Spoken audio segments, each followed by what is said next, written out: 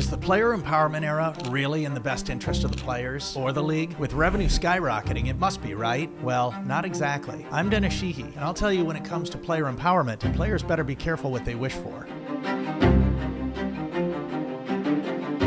I have a question for the two of you. Where do you think we are now with just the player empowerment in general?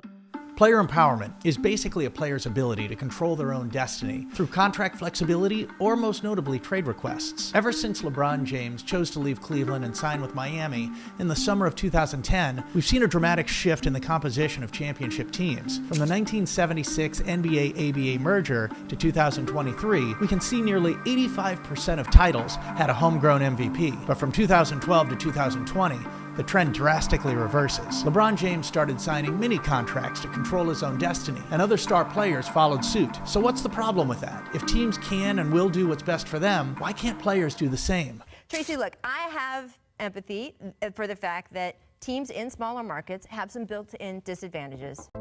The problem this creates is, over time, star players continue to choose the same handful of large markets, leaving a major number of smaller markets out in the cold. If this continued, certain teams would become nothing more than farm systems to the favored markets, and without all markets actively engaged and tuning in, this would lead to lower revenue. The interesting thing is, revenue has more than doubled, rising from just under $4 billion annually to just over $10 billion a year. This places the NBA only behind the NFL's $18 billion in revenue last year. The problem is that league ratings, specifically in the NBA Finals, have been trending down since 2017. Compare that to the NFL's Super Bowl, and the NBA's lowered viewership becomes more concerning. The soaring player salaries may be masking a deeper issue. While American audiences have been tuning out, possibly due to the combination of load management and trade demands, an imbalance of talents between small and large market teams has grown. The league has become dependent on one extremely generous benefactor, specifically the country of China. In fact, $5 billion, or just about half of total league revenue, comes from China. And while reaching a global audience has always been a goal for all American sports leagues, a ratio of revenue that high from a foreign country can put league revenue, and especially player salaries, in jeopardy. Just ask Daryl Morey the effect of one wrong-think social media post. After Morey's infamous 2019 tweet,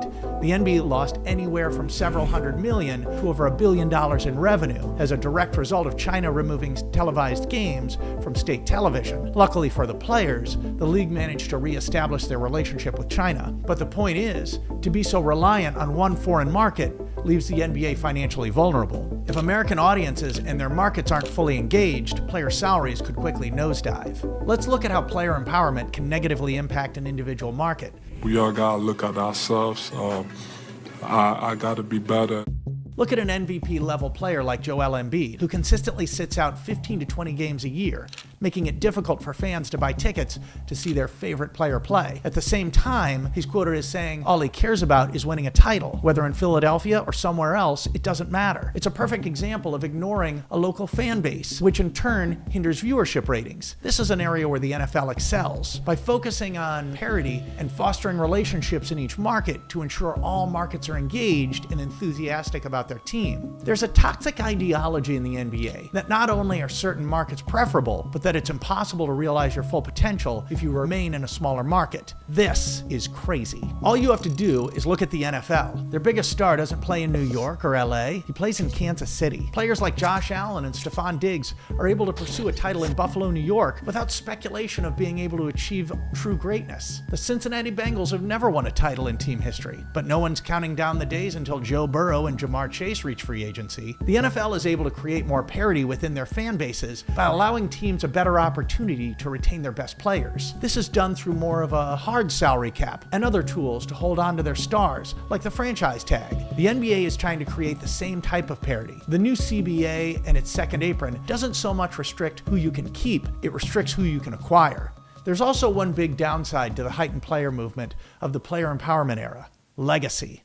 Well, earlier this evening, they presented David Robinson of the San Antonio Spurs with the IBM Award. Imagine if David Robinson or Dirk Nowitzki were encouraged to chase rings in larger markets. Perhaps their legacies might not shine quite so bright. When a star player requests or demands a trade, they're entering into a devil's bargain. Like a car driving off the lot, immediately losing significant value, it's not much different in basketball. When you go to a new team, whatever success you have will always pale in comparison to the homegrown star and affection of their fans. Kevin Durant learned this when he went to the Warriors. He won 2 titles and 2 Finals MVPs, yet it was Steph Curry whose legacy grows and continues to be the media's favorite. Let's also look at Shaquille O'Neal. He won 3 titles and 3 Finals MVPs after joining the Lakers, but Kobe Bryant was the homegrown player and remained the favorite. Even the great Kareem Abdul-Jabbar, who joined the Lakers after requesting a trade from Milwaukee, with 6 league MVPs, 3 with the Lakers, and 6 titles, 5 with the Lakers,